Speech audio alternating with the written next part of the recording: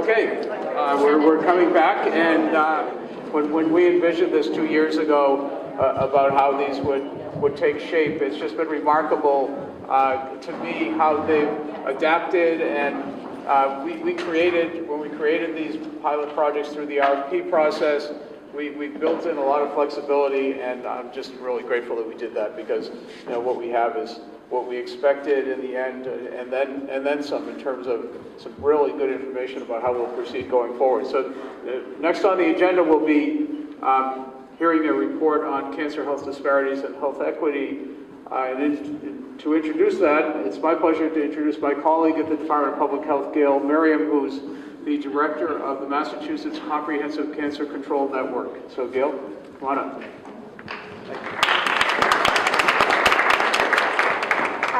Hi everyone. It's so wonderful to be here, and I just wanted to introduce the fact that we have a cancer prevention and control statewide plan, and as part of that, we have work groups that are working on different things. And one of our most active work groups is a disparities and health equity work group. And as part of their strategies, one strategy was to do a comprehensive needs assessment, because we felt as though we need to continue to really document how disparities is far-reaching and complex and really a challenge in terms of addressing.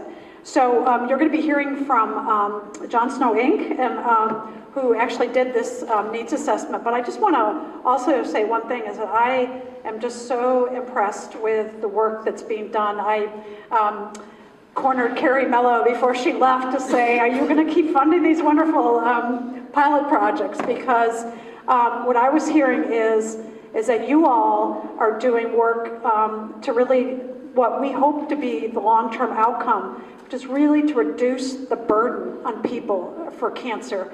And the fact that you're helping people get earlier detection, you're getting people to where they need to go, whether it's all the way up to Mass General. I was hearing from my Y folks.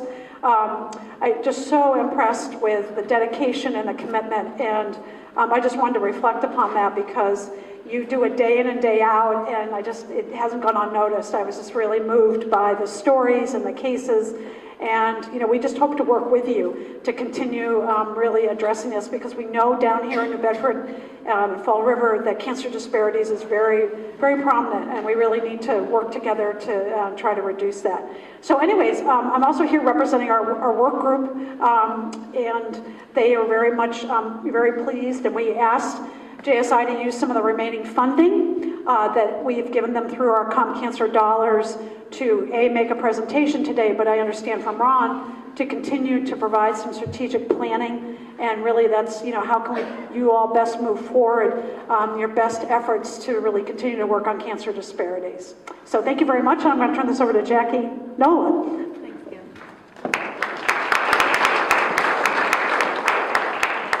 Hi everyone, good afternoon or good morning, whoever we are at this point. I just want to say thank you. I want to say thank you to Kathy and Ron and Gail for involving JSI, and thank all of you involving us here in New Bedford. We are a Boston-based organization, John Snow.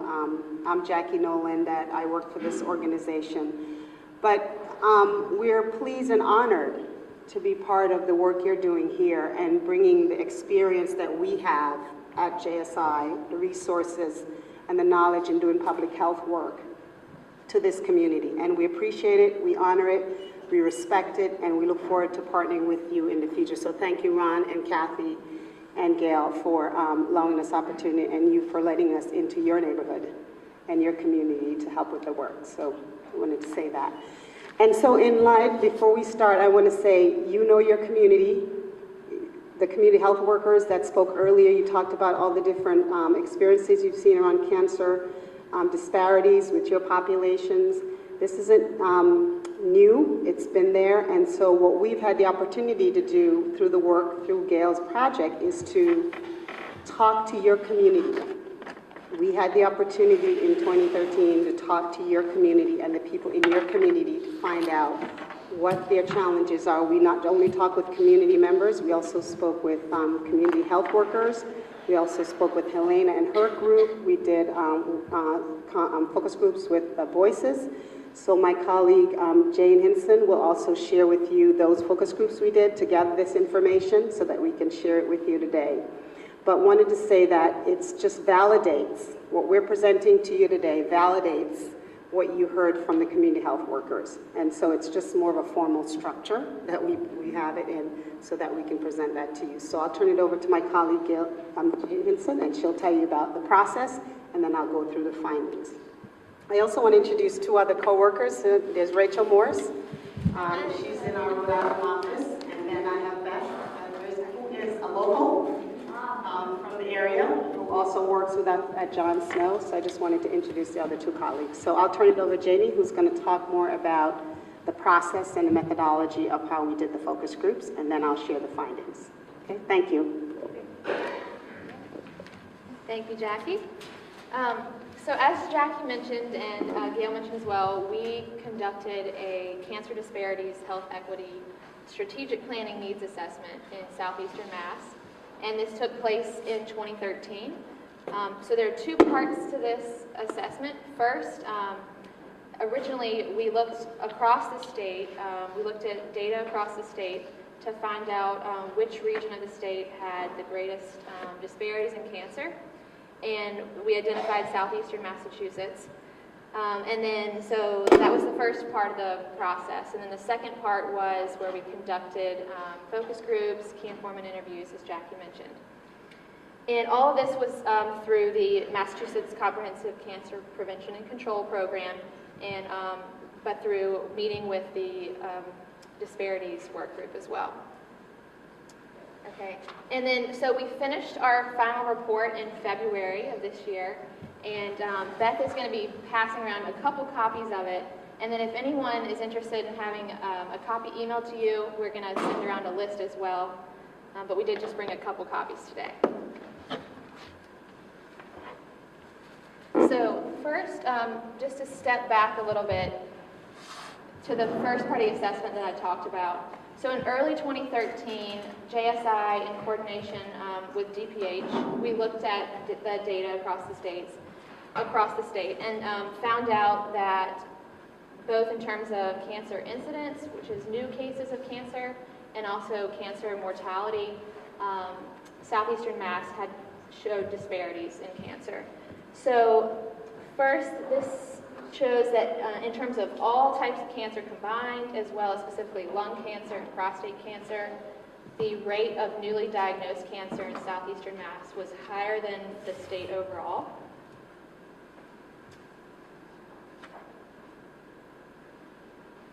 And this next slide is showing, this is mortality from cancer, or death rates from cancer, which is also higher in Southeastern Massachusetts. And it's important to note, this is for lung cancer as well as all cancer overall. And so it's important to note that death due to cancer is not related to just how many new cases occur in the region, but more people might die from cancer because they do not get timely screening or the treatment that they need. So cancer in Southeastern Mass was found to be frequently diagnosed at a late stage, which is what Helena mentioned earlier. So this means it's not early in the progression of the disease, and so it can be harder to treat. And additionally, hospitalization rates were shown to be higher in Southeastern Mass for all cancer types, as well as for breast, lung, and prostate cancer specifically. So which can be another sign of lack of care or delays in getting care.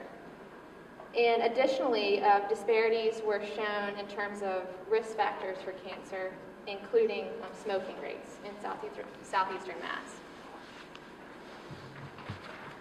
And so this slide just sort of shows the framework that we used in guiding this assessment. And what the graphic shows is how social determinants of health interact with the health system to impact the care that people receive. And as Jackie will show in terms of the findings, we found this really to be true, that many aspects of people's lives impact the care that they receive.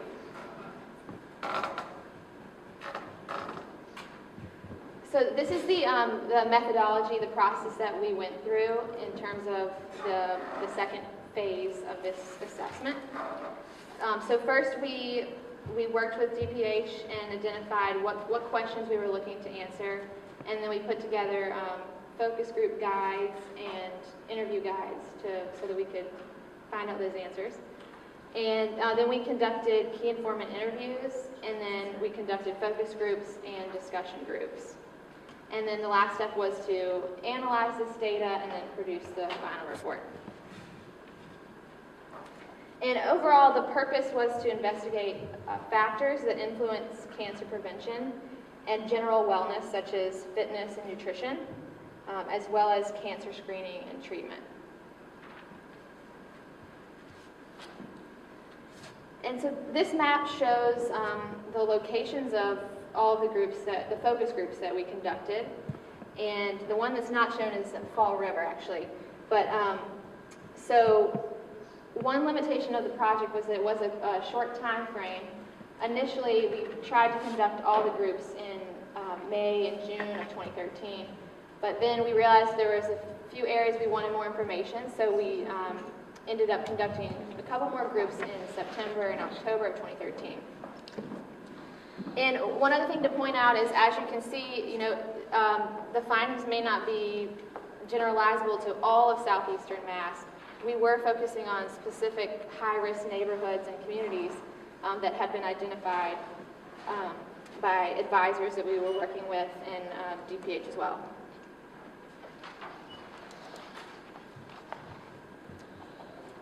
And so this lists all of the focus groups that we conducted. So there was one group of community leaders. There was Voices for a Healthy South Coast, and that actually included 13 different people. And then there was a group of community health workers, which included or members of community health workers from the 3 organizations that just presented before. And then we conducted 4 what we call consumer focus groups, which is residents or community members. There was a group of Portuguese speakers, which we conducted at the Immigrants Assistance Center. There was a group of GED students at Bristol Community College in Fall River. A group of non-Hispanic black men at the Brockton Neighborhood Health Center, and many of these men were Haitian. And then a group of seniors at the Wareham Multi-Service Center. So, and as I mentioned, there were 9 community health workers in the community health worker group. These community health workers serve a range of residents, particularly Latino, Portuguese speakers, elders, youth, and low-income residents. And as I mentioned, all these groups took place between May and October of 2013. And then this slide is showing all of the community leaders or organizations that participated. Some of these groups participated in the group through Voices for a Healthy South Coast, but there are not included on this slide. There were 13 health and service organizations, including the National Park Service and South Coast Hospital, that participated in the Voices discussion group, so they're not all listed here. But it was a wide range of groups that were brought into this assessment. And overall, there were 18 healthcare providers from 2 community health centers that participated. And then this also represents the community health workers as well. So now Jackie is going to present the findings from the groups. Thank you, Jamie. So I'm going to... You don't want that? So based on what we did with this assessment, we were able to identify, and some of these areas you'll be very familiar with. It's not rocket science, it's not earth-shattering. You've seen this before. I always say to people, I've been in public health for over 25 years, and the 5 top, these are the 5 top things that always come up when you talk to people about their health, right? There's always education, there's always personal cultural barriers, there's social determinants of health, their life, where they live, where they work, where they play, how does that play into their health, access issues, as well as patient and provider relationship. We just completed another focus group. We did, it's called a Cancer Survivorship Focus Group in New England, and we just did one in Milford. And believe it or not, these 5 top rose to the top every time. It always comes to the same top issues. Again, once I said the needs are always the same there, but it's how we get to it and how we deal with it and how we respond to it is the way we should think about it. But it's always the same top areas. So so it's going to be, again, me sharing stories with you, what people's comments were during the group. Like I said, it's nothing, you've heard this before, and what we're presenting is just validating what you already know, but then also what's this next step to get this, to address this or to accomplish what we've learned. So there were multiple risk factors we found out exist for cancer and chronic disease in this area. Now we're referring to Southeastern Mass. A couple of quotes here. This is from the Fall River GED focus group. It says, many people from the area, so this was a community resident, work in factories, or if you live close, it might be dangerous. So clearly the factories and the work that they do in there impact people's health. So that's one important thing to walk away from. The community knows that that's a risk for them. There's an environmental risk factor here for them. And how do we address that? How do we challenge that? That's a big factor, but how do you take that baby step to sort of move that along and get people taken care of? The other comment was, this was a community advocate. We did a key informant interview with. I couldn't care about cigarette smoke. No one talks to me about drugs because it's a minority kid. So this came out of, obviously, issue about racism. I mean, you know, no one wants to talk about that, but that's something that's real, and people bring that up. You know, they just feel, community members sometimes feel that because I'm of a certain color or a certain race, or I don't speak a certain language, or I don't speak English, that I'm less than. And so it's important that when we work with, particularly when you have a diverse community in this area, that we take that into consideration, that people feel that they're cared for. We're all human beings. We all want the same thing. We all want to have healthy lives. We all want to have healthy families. We all want to, you know, live like everyone else, but sometimes it's a challenge for other people because of past situations, historical situations, whatever it may be. So it's important that when you provide the care, that you try to look past what somebody may look like and think about what they're struggling with and what they need to deal with, and that's really important. We also identified certain populations that are at higher risk for cancer. Obviously, like I said, this is not new to you, it's just validating what you already know. It's just putting it into sort of research structure, what you already know. Gender, women, obviously from the stories we heard, it seems like a lot more women that are, that are being, breast cancer, obviously. Men as well. I'm not saying that men are excluded. Men also, prostate cancer that they're dealing with. And most likely men are the ones who aren't going to show up to your clinics, right? They're not going to come to your facility, because one of the things I've noticed being in public health, and I'm going to go out and step out on a limb here, is, and Gail knows this is one of my pushes, even in JSI, that I feel that public health sometimes miss the men, that I don't see the men in anywhere I go, and so I feel that we need to do a lot more work around reaching men. I know you can say, well, men don't want to come in, there's pride and all of this involved, but they will come. They will come if you reach out to them and engage them. We just, once again, did a focus group recently in Milford again around cancer survivorship, and we wanted a mixed group, with the focus group, and we were like, oh, the men aren't going to come. I said, well, why don't we try and recruit some men and have a mixed group? And, we thought a little, well, maybe we don't want to do a mixed group because the men may not want to talk and the women don't want to share. I tell you, we ended up with 12 people and half and half. Half of the men showed up and half the women, and the women, they spoke comfortably, everyone shared, and it went really well. I was actually surprised, even my own bias was saying, a mixed gender group, that's not going to work. But it was amazing. that they felt comfortable, they shared, and we were able to get some really good information out there. But I know, for some people, it is not comfortable to have a mixed group. You always have to make sure you check and make sure that's comfortable with others, but it worked, and people were fine with that. And we were, focus group participants were informed that it was a mixed group, and if they weren't comfortable, they could withdraw. But everyone showed up and they participated. So I would encourage making sure the men are engaged and market to them, get the men in for care.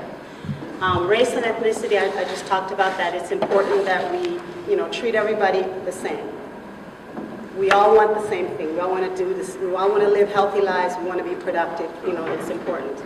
Income and education, same thing. Classism is people at different socioeconomic status. They tend to always be the ones more at risk. Poverty, we talked about poverty earlier. Someone mentioned poverty. So that's also important to pay attention to, someone's income. Resources, what do they have? They don't have jobs. If they don't have jobs, they're not going to be able to provide or, for what they need. They won't be able to get, whatever else they need to get for their health. Incarceration, also a big issue for as a high-risk group. Health status, language and literacy, that came up earlier. Somebody may be, speak Spanish, but if you create a brochure in Spanish, they may not be literate in Spanish. Even though they speak Spanish, they may not be able to read it. So, always have to think about that as well. And culture is always an important factor. Awareness, so we're talking about education of cancer prevention. Many of the groups that we spoke to, we learned from not just the community residents, but the programs that limited knowledge of cancer prevention in the population. Here's some quotes. I'm not sure how to prevent cancer. I don't know a lot, then it kills people. So that, right? Education. All people, when people hear, okay, you've been diagnosed with cancer, okay, I'm done. I'm going to die.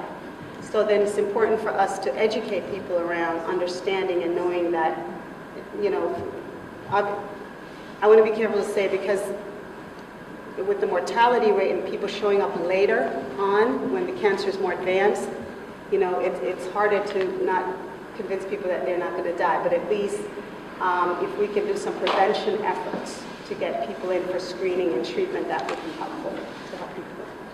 The other quote was, it's hard to say smoking causes cancer. Some people smoke and get cancer and others smoke and don't get it. A couple things we hear from some of the groups, and Janie, you can chime in here because you were part of the group, and was that people see people who smoke for years and they don't die, or nothing happened to them. And so there was a lot we heard from the group that says, some people just like, it's not going to happen, or if it does happen, it's my fate. That's just the way it is. So there's that also barrier we're working against, where people believe, I'm not, why do anything preventative? I'm just going to continue smoking because I saw X who lived, 30 years and didn't get breast cancer, or didn't get lung cancer, or didn't get this or that. So also you have to think about that when it comes to mind when you do your program, is education, why it's important to get screening and to get screening early. And we understand that life, one of the things I always say, public health, and I don't want to beat up on public health too much, over there.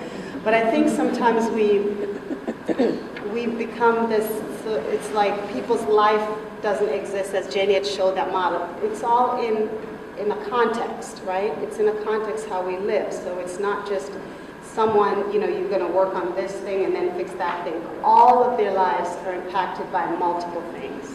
And you always have to take that into consideration. Examples of, the community health workers are critical. Because when the patient goes into the doctor office, they have 10, 15 minutes because of health insurance. We can only talk to you for 10, 15. So they can't really get into the depth of understanding what's happening in their lives. It impacts them, and so it takes time to spend time with people and to understand their lives. You have to understand their lives in order to better care for them. So that's where the community health workers come in. You can learn more about the families, spend that time, get in depth, and help the providers, like the medical providers, do a better work with that. So it's really important to do that. And like I said, my struggle as public health is we tend to just try to fix things in silo. Okay, I'm going to work on this with someone. I'm going to work on this part. I'm going to work on this part. People don't live that way. People's lives are complex. I'm originally from Jamaica. We have a lot of immigrants who are here, and they come and they live alone. They don't have families. I've heard in some focus groups where there's a woman who came here, she's living with her son, diagnosed with breast cancer. Her son works, has a full-time job, and he has a family, but he's taking care of his mom, who's now been diagnosed with. She doesn't know the system, she doesn't speak English, she can't deal with any of the process, so now he has to take a day off every weekday, and he can't do that because he has a job, he has to work, and so they have no other support. So it's important, those stories exist, and we have to think about people's lives. What are they dealing with? What supports do they need? This woman is not coming in for care because her son can't take a day off to go in to get her chemo. It just doesn't happen, and she can't do it. Sorry. Residents need more information about the link between diet and exercise and reduced risk. So there was a lot of conversation about diet and exercise, and I'm going to speak for some, and I may be generalizing, particularly for the Caribbean people. We love food. We love to eat. And some of our food may not be so healthy. We eat a lot of fried foods and really good, nice Caribbean food anyways on the Jamaican side. I only speak for the Jamaican side. So when we come to this country, we come to the U.S., we're sitting down and we're not doing a lot of activity, and we're still thinking we can eat the same way we eat, and it's not gonna, it's not healthy. And it's hard to move people from that cultural thing to say, I still want my fried plantains. I still want my this and that. And how do you help people to think about, well, you can bake them. It may not taste as good, but you can bake the plantains. They're nice and sweet. You can still eat them. So, there are ways to sort of teach people about, eating differently and preparing your meal healthy. I know, listen, I confess, I will still eat my fried plantains, even though it's so good. I just want to quote here, it says, those things prevent cancer. Not absolutely. My family did everything, and cancer still affected us in so many ways. So we heard from some people where their people did everything right. Didn't smoke, didn't drink, ate healthy, exercise, and they got cancer. So there's this concept or idea that why even try? I just said earlier, why even bother? Because I may still I will still get cancer if I don't try. That's a hard one to tackle, I think, to get people to come along and say, yes, prevention is important, I need to eat healthier, but it's important to keep that in mind, sort of where people are on that continuum, and to work with them where they are. Some people just set it in their mind that, I saw my uncle, he did everything, but he got diagnosed with cancer. What should we do now? And so helping people to move, they're not ready to move yet, but working with them slowly, educating, until at some point they may move, they may shift. But I wouldn't say give up, but just keep trying to move them along that continuum. While progress is being made in cancer prevention wellness activities, not all residents are being included and engaged. So that also came from residents here. Some organizations working directly in high-risk neighborhood communities express that they are marginalized from grant funding and meetings that are far away and difficult to attend. They state that services and improvements are not targeted at their most pressing needs of the highest risk neighborhoods. Now, I can't speak to the area. That's a pretty strong quote there, but and I don't know enough about it. But it's clear that there's some perceptions that there are parts of the area here where people feel that they're being excluded, or not probably intentionally, but feel marginalized and not part of the process. I would leave that to Kathy and Ron to sort of figure that out, but and to all of you to figure out what that means and where that. Can I just give you one example? Massachusetts has the highest colorectal cancer screening rate in the country, and yet we still have significant numbers of people who are Black women, Black men, other folks who are late-stage diagnosis. So it just goes to show you, we in Massachusetts have some of those better figures, but we know, and then if you look specifically at areas like here, those numbers qualify, so. So that's important again, is to think of the populations. Why are they not engaged? Why are they not coming together? I mean, there are many factors. I mean, factors having to do with, I have too much on my plate. I'm a grandmother who's taking care of 3 kids. I don't have time to come and get screening. I don't have anybody to take care of my grandchildren while I get screened. There are people who are juggling, multiple jobs, 3, 4, 5 jobs, and don't have time. They're just focusing on, I got to take care of my home, I got to pay my bills, I have to, and their health doesn't matter. So it's really important. Other issues, like I said, could be, part of it could be, and I'm going to put that R word nobody wants to talk about, but racism does exist. It does, and we need to talk about it. It is uncomfortable, it makes people nervous to talk about it, but it's important to get it out and to speak about it. If people aren't feeling comfortable to come in to get care, how do you treat it when you get into care? When you show up at a hospital or emergency room, how do you get treated? I mean, are people nice to you? Do they treat you well? Do they, the most scariest thing I think of is when I walk into, I'll talk about this, but I'll give you an example of sort of how people sort of judge you when you walk in. But you walk into a clinic, you're scared. First of all, you probably have never been there before. It's a big hospital, whatever. You show up, you don't know what's wrong with you. You're anxious, you're nervous. You have your family you're thinking about. The last thing you want to show up in a clinic and somebody's like looking at you with an attitude and mistreating you. I mean, who wants to go there? I mean, just anyone. I wouldn't want to come back there.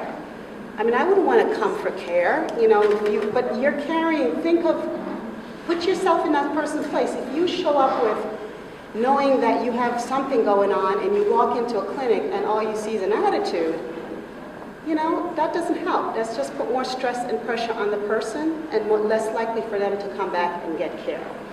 Just one quick personal example. I have adopted 2 little boys in Boston, and so, I've always worked. I've worked since I was 17 years old, and so both the boys are on Mass Health. I mean, I have my own health insurance through my job, which is where I work, and so I have Blue Cross Blue Shield. So they're both on Mass Health.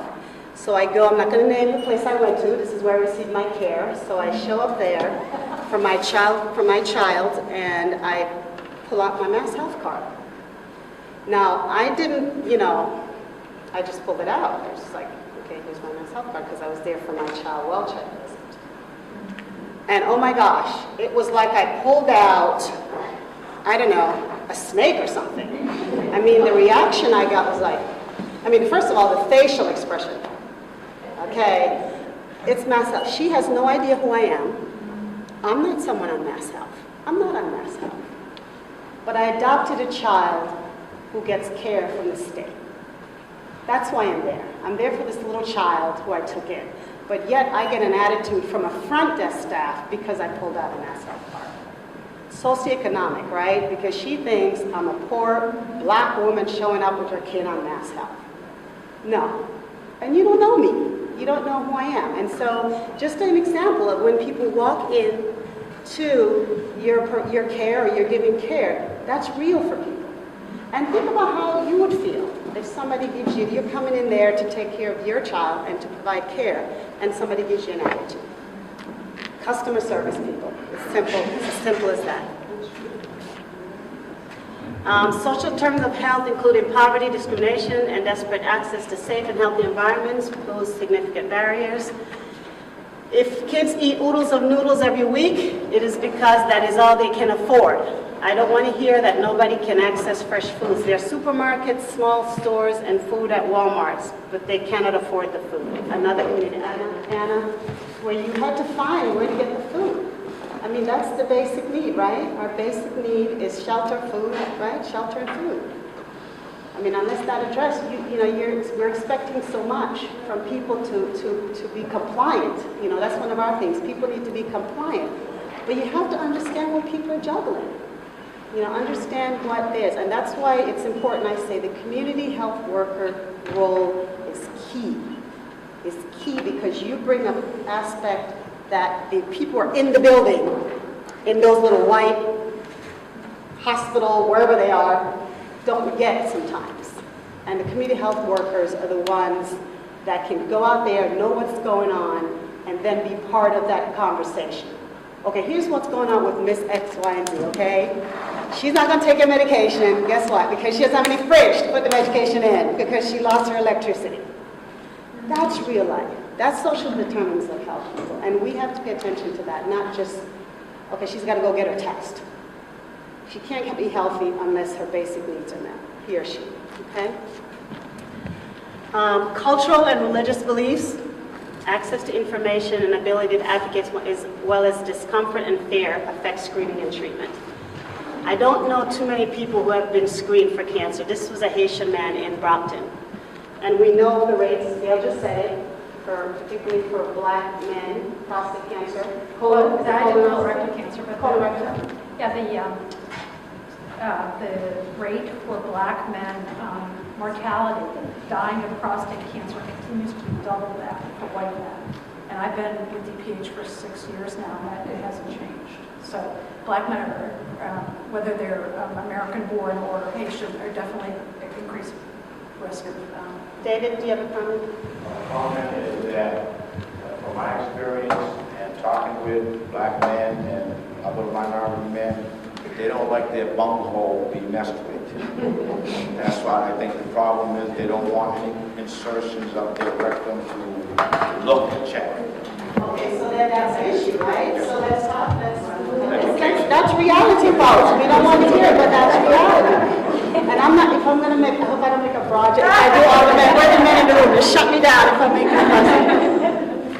There's a pride thing there, right? I'm a man. I mean, I'm not saying that. There's a pride thing. I'm not going to let anyone do this or do that to me.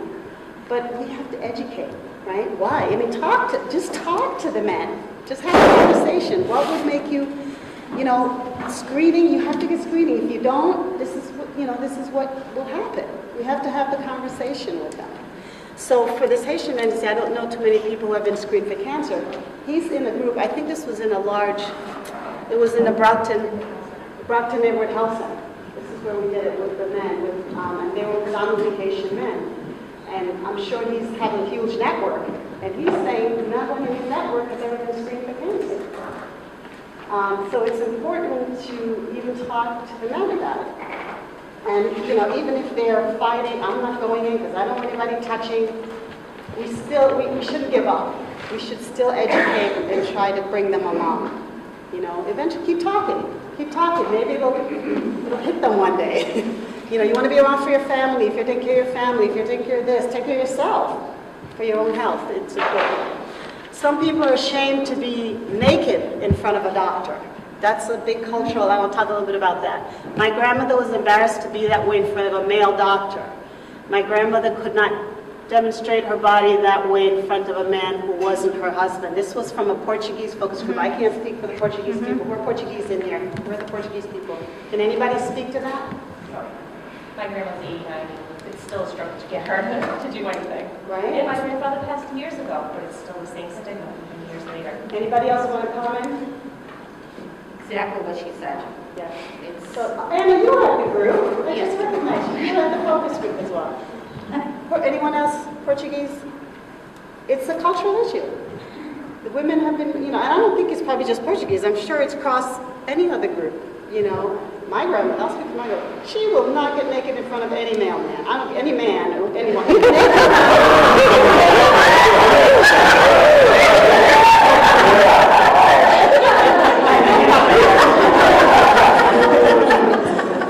But it's a cultural issue, People who are in that age category, they're not comfortable getting naked even in front of female docs. It's just not, it's not the way they were raised. It's not proper. I'm not going to get naked. I mean, it's uncomfortable for them. So how do you help her or help him to move along in that continuum, to help him get comfortable with that? More of explaining, I think for the providers, they have to learn the docs. Sort of how do I talk to the person? How do I, make the person feel comfortable with what I'm doing? I mean, you're going into a very intimate part of people's bodies. I mean, it's really, really have to keep that in mind. I may have to. It seems like in America we hide ourselves. But if you go to other countries, especially when we go on vacation, you lose yourself and the inhibitions go by the wayside. And I know when I've gone on vacation to other countries in the Caribbean, people walk around like this is an everyday thing. But as soon as they come home, up come the blinds.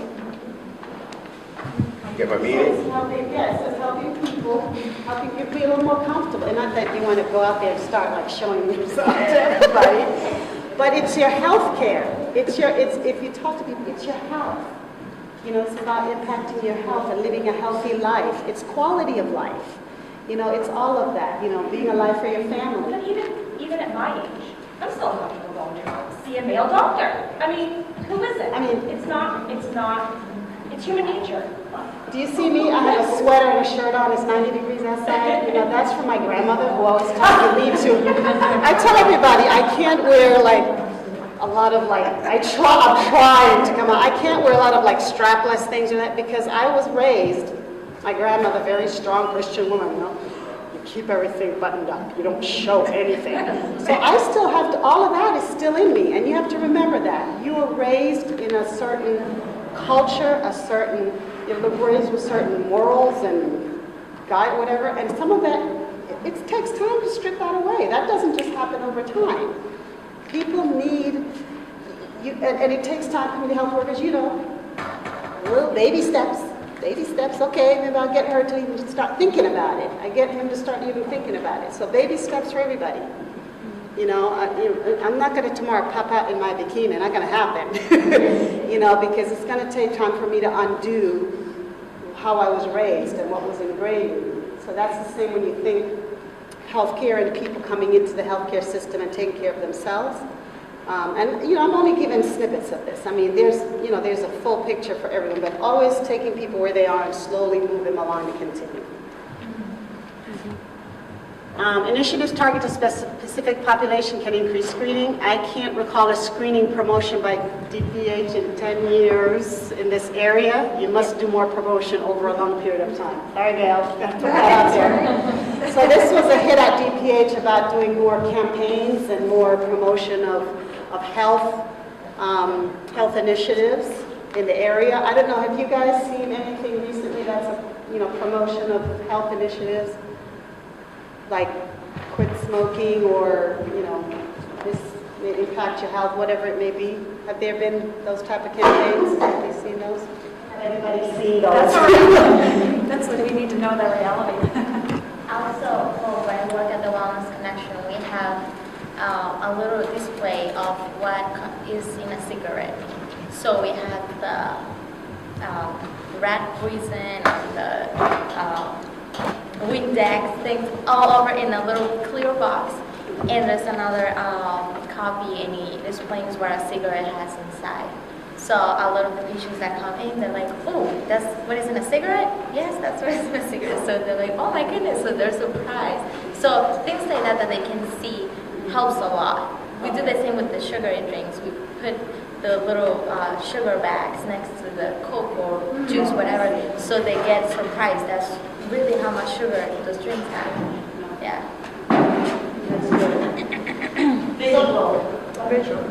Yeah. A lot of times, most of the clients that we deal with still don't have internet in their home. Their children, their grandchildren go to the library in order to do their homework because internet is still a luxury for life. So internet access is a luxury. Okay, so clearly, for some people, they may have those information postings there, but obviously in the larger community, it seems like there's some people who aren't seeing that campaign and sort of maybe spending some time finding out where that is and how to get that information. I guess. Barriers to access and treatment remain even with healthcare reform. So, yay, healthcare reform, Affordable Care Act, but however, that doesn't solve the problem. We know that, right? Mm-hmm. Just because now you can get health insurance doesn't solve the problem because you still have your social determinant of health issues that you're dealing with in your lives. Reality. There are clinics that do screening, but you have to pay even if you don't have insurance. People sometimes get hit with bills they don't even realize they're going to get billed for, even though they have health insurance. You pay $50 or $100 just to be seen That's not including the test. There's a lot for some people out here. People are just scraping by. So this was from Fall River. We did a group with the GED program in Fall River. And their reality is, and probably for many people, is that, yes, I have health insurance, but I'm still getting hit with costs. You know, whatever the costs just to be seen, costs for tests. You know, you get a bill in the mail. Well, why? I have health insurance. Why am I getting a bill for this test? Go ahead. Go ahead. The difference, my grandson just signed up, and he's 23, and his deductible for his insurance will pay anything is $3,000, and that's what he could afford in the Affordable Health Care Act. And seeing a lot of folks come in and say, you know, I'm not going to bother, and so eventually what ends up happening is it gets so bad they end up in the emergency room. Where, you know, while it's very comprehensive, if they don't have some, even with the federal subsidies, they're not making an awful lot for people who did have health insurance before. A lot of them have said it's pretty much the same as not having it, except now they have to pay something. So, I mean, I'm not saying it's all bad. I'm just saying that there's some parts of it that people are surprised by. Didn't know that they were going to get hit with certain costs. So, I just want an example. I always have personal examples. I have a friend of mine, a 60-year-old male, and he refuses to get health insurance. He's a mechanic, so he just does work here and there, so he doesn't really have a steady job. And he says he's just going to pay the penalty because it's cheaper for him to pay the penalty than getting insurance. So that's real for a lot of people out there that, you know, it's the health insurance is, it's a good thing, but there's some issues with people are surprised by unexpectedly by some of the things that are popping up for them. So, and I see that with a lot of the people that in my network who don't have full-time jobs but are trying to just sort of make do and are not able to afford it. So, insurance is a big problem as it's only accepted at certain places and really limits your options. So, you know, there are different types of health insurance, you know, the marketplace, so you get to pick what insurance you can, you know, and sometimes I don't think people are informed or well informed. And I know that there's been funding out now to the health centers where they have navigators to help people sign up for health insurance and to educate them around which plan is best for you. And so people have their health plans, but sometimes when they don't know the detail of it. Is it the gold plan? Is it the silver plan? Is it the platinum plan? Will it cover everything? So once again, community health workers, this is also a big challenge, right? For people who need to get health insurance. How do they choose? But know that at the community health center, and you guys correct me, I know that community health centers, they got funding for navigators to help people sign up for health insurance. Do you want to speak? Do you want to speak to that a little bit? Okay.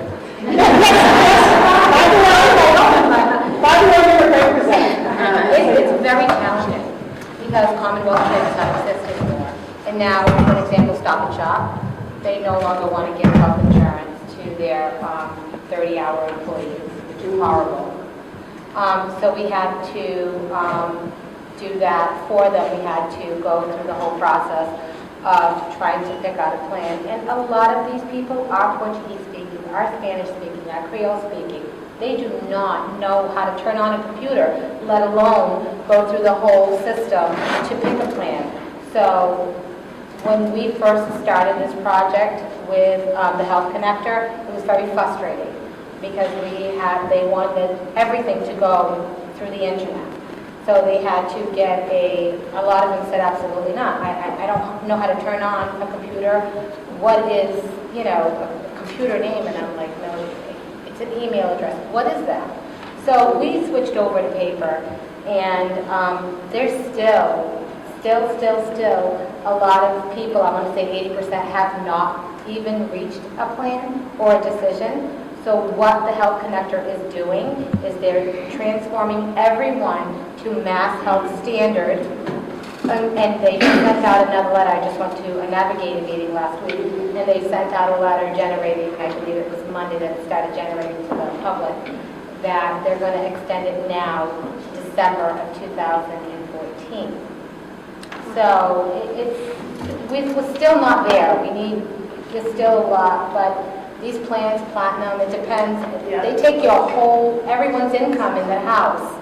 Let's say, my child has a certain amount of insurance from his employer. I have my own. My other son, he's under mine because he's still considered a minor. Now they want to know what his insurance is because now he can be covered under mine until the age of 26. So it's still a lot of glitches that I don't believe that, this Affordable Care Act has really pinched, sort to say, but it's very stressful on these families that used to pay $40, $50 a week for an individual, and they're going to end up paying because Stop and Shop is not. Stop and Shop, and I believe Shaw's is going to be one of them soon. And these healthcare providers would I'm trying to explain which one it was, that actually have a union that work with the mentally challenged. A lot of these small organizations, they're no longer going to be paying for their health insurance. So they're switching employees that are 50 or less to the Health Connector. So it's, they were paying $33 a month. Now they're going to pay $190. So it's a lot. It's a lot. People, it's good to, is that okay, Kathy? Okay. It's all about us, and it's all about you. What we want, what works. Well, working with coastline elderly and with the elderly, what we see a lot is they live at the poverty level, below poverty. And some of them make $30 more so they can't qualify for Mass Health. Those $30, they end up living even worse than someone that qualifies for Mass Health because they have to pay all those premiums and all that health insurance. So they end up paying so much more than someone for $25, $30 extra that they make a month. They lose so much more. Something needs to be done about that because that's a huge population here. And similar to that, as my friend who just says, I'll pay the fee. Yeah. I'll pay the penalty and that's it, So and I'll come back to you. The other issue that we see, and I don't know if you're running into this, is Standard Mass Health Center, and us, about the only places they can go. Hawthorne, New Bedford, the others won't take Standard Mass Health for their PCPs. So now all of a sudden you have all these people who have the insurance and only one or two places to go to access. So they wait months and months and months to see a doctor. So access. So that's getting to the access issue. And I would want to know, they'll have a primary care provider that they're very comfortable with. Then their insurance changes, and they now have to switch primary care providers. They'll stop screening, they'll stop going to a physician totally because they cannot, at this point in their life, establish a relationship with a new primary care provider. I came back to something like that last week. One of my elders, it's like, I'm 92 years old, and they want to give, I guess she had a primary, and he retired, and they gave her another primary. Now she's leaving, so now they want to get, she said, I'm 92 years old. I'm not going to be bouncing from primary, you know what I mean? She's like, and it's true. At 92 years old, she says, you're going to have to leave them. But she had to, she had to make them aware that she's not going to be going from one primary to, and she needs to be stable with one primary doctor. And I'm not going to advocate that the Affordable Care Act isn't a good thing. Don't get me wrong, but I think there are pieces of it that people are realizing probably should have thought through a little bit more before it got rolled out. But I think everyone getting health care coverage is a good thing. It's coverage, but they're getting the care though. That's the problem. They've got the coverage. How can you say to somebody who lives in one town that their primary care provider is 40 minutes away? People don't have transportation. So they've got the coverage theoretical. It's all theoretical. It's become so fragmented that when you need navigators, when you need health workers, it's just a huge mess. It really is. And then there's another factor. There are people who, for political reasons, are not getting health care. So it's not just the cost thing. There are people who are absolutely opposed to the government telling them what to do. And that's another portion. I've heard that Massachusetts has the almost universal coverage. I don't know where are they getting their numbers, but we certainly, I mean, if in Massachusetts we have a primary care problem, if in cities we have cities served by neighborhood health centers have primary care problems, imagine what it's like outside of these cities. The Cape, I live on the Cape, huge problem. So what does this mean for community health workers? We're going to be very busy. Right, Kathy, what does this mean? So back to the focus of this meeting, which is about the community health workers. So how do you help? How do you help with this? So these barriers to access and care demonstrates a need for community health workers. Number one, because there's relationships that are being established, there's trust there, there's cultural competencies because we understand the culture, so we can help navigate the system and help them embrace and build that trust with the system versus them, dismissing it and not going at all. You know what I mean? So it's important So it's for demonstrating the need. The medical group to recognize that the medical establishment is not going to solve the problem. Okay, so I'm sorry, Kathy. We just have one more question, then we'll finish up the presentation. I don't know if it's so much a question or a comment, but one of the things that I see, I know this is the first official meeting of this group, but it just fuels the fact that there needs to be an ongoing conversation, because the value that's coming from what's being discussed here needs to be shared with our legislators, with DPH, and with people who are empowered to make positive changes that need to be made. But they're not going to rise to the surface unless your voice becomes strengthened, and those concerns are not just shared in this room, but need to be defined and brought forward so action can take place. Yeah, very good. Good point. That's policy advocacy. That's right, exactly. Yeah, they got to advocate for change. So, this is the big one. This is the big one that always comes up. Patient-provider relationship. Since Fall River is not the greatest city, that was a patient, that was a community person, I'm not, the providers have the mentality that if they live in Fall River, then you're not valued. So that's speaking to the doctors and all those in the hospitals who treat the people in that community. That's the community perception of wherever they go for care, they don't get the treatment that they need, the right treatment, the respect that they need when they walk. They don't feel the compassion, the care, it's not there. And that comes out, that came through the focus group. It says Boston has more resources generally, so I would go there. So some people, you mentioned earlier, we'll go to Boston. Boston, for some people who aren't familiar, it's a scary place for some people. I live in Boston, by the way. But some people have their perception, right? They have their perception. If you've grown up in some area and you live there and you haven't been, Boston's huge. There's a lot, you go up to Dana-Farber. Just think of a cancer patient from this area driving up to Dana-Farber. I go to Dana-Farber and I can't find where I'm going ever. Whenever I show up there, I always get lost. And I'm not bashing Dana-Farber. It's just so big and so vast.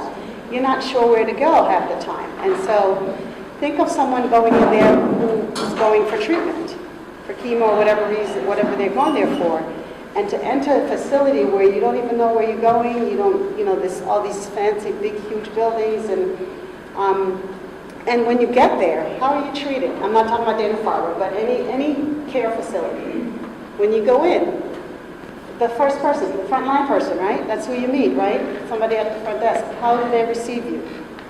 Immediately, so this person here, this consumer, resident in Fall River, feels that the providers, now I don't know how the person's defining providers, I don't recall what the question was, it's about interaction when you're going for care, feel they weren't treated well, or respected, or cared for when they walk into that facility. And obviously Boston, some people feel that they'd rather go to Boston because the resources are there and it's available. This issue, we have a new evolved dramatically over the last 2 years or so, where there's definitely shifting alliances in the medical community within organizations. So, and that has definitely impacted community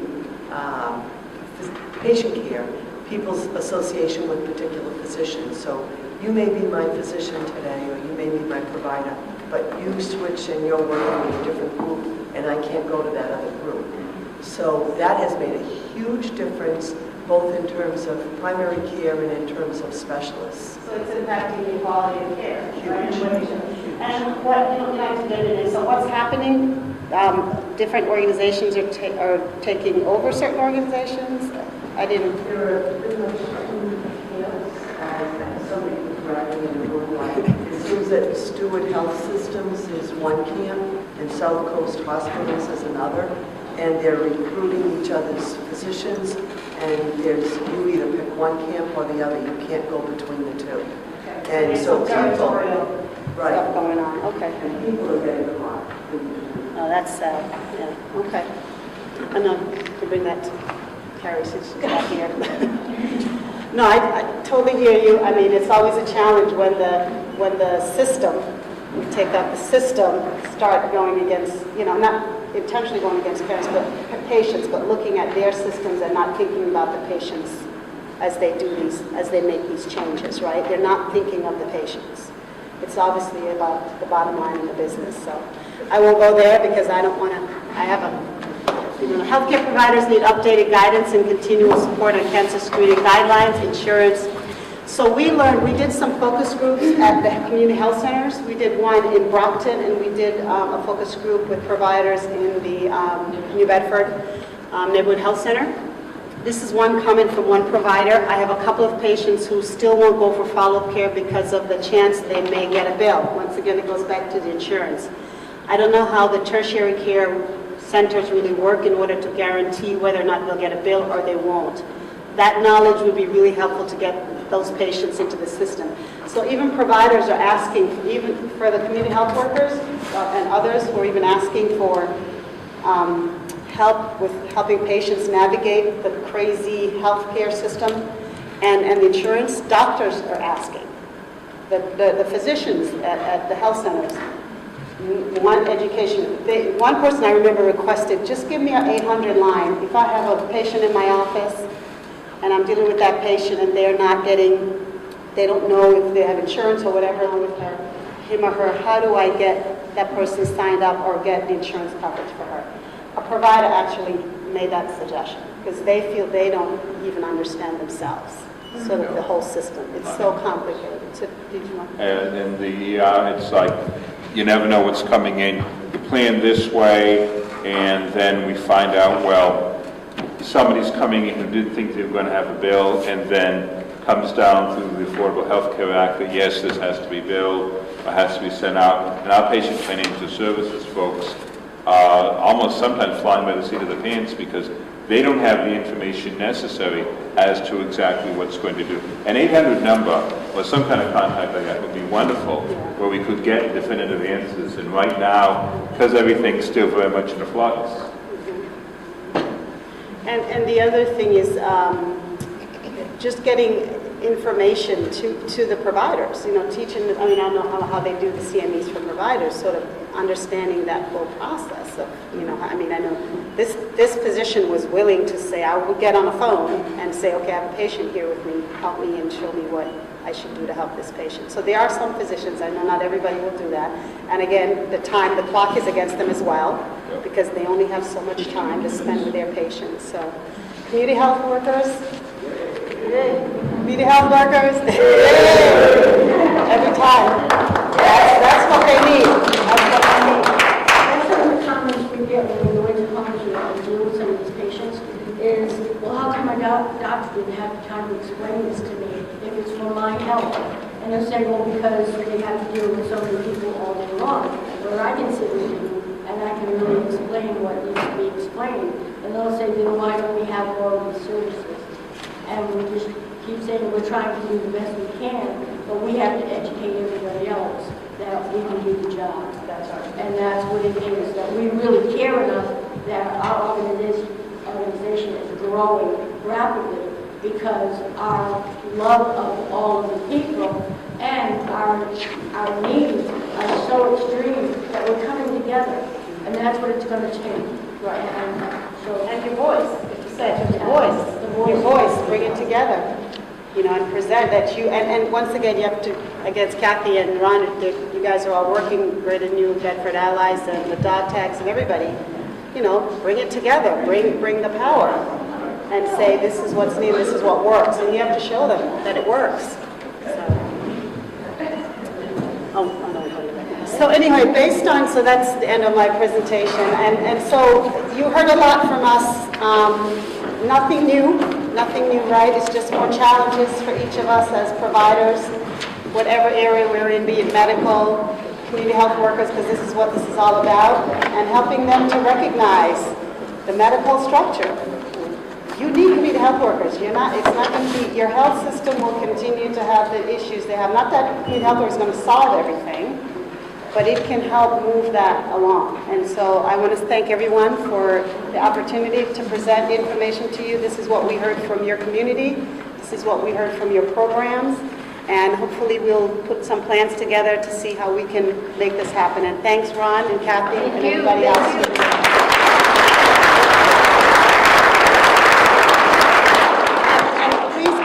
A copy of the full report where you can read every detail of everything. You can put your email down and we'll email it to you. Beth has the sheet. So folks, before we break for lunch, two things. What we've heard today about cancer disparities, I think we would all agree, applies to all of the areas that we're working in and all the agencies that we work through. And so, the two important things are this, that we want you when you're eating lunch to go outside. It's an important thing, okay? We want you also to take some time before we convene again at 12:30, okay? Because it's important that we hear back from you. We need your feedback. We need your understanding. We need your suggestions so that we can begin to decide what kinds of things are important for us to continue moving forward. And then equally that's important as well as I felt I was saying to Ron a few minutes ago, is even if you're working with youth, right? We need youth to become CHWs. We need as many people as possible to become CHWs. And so part of what that is that what we're doing today is about all of us, all the time, in the places where we do live and work and play and pray. So keep that in mind. Enjoy the food and beverages that we have. Please go outside, relax and rest.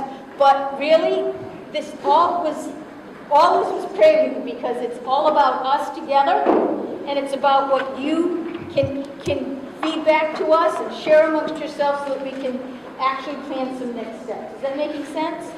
Okay. So go enjoy.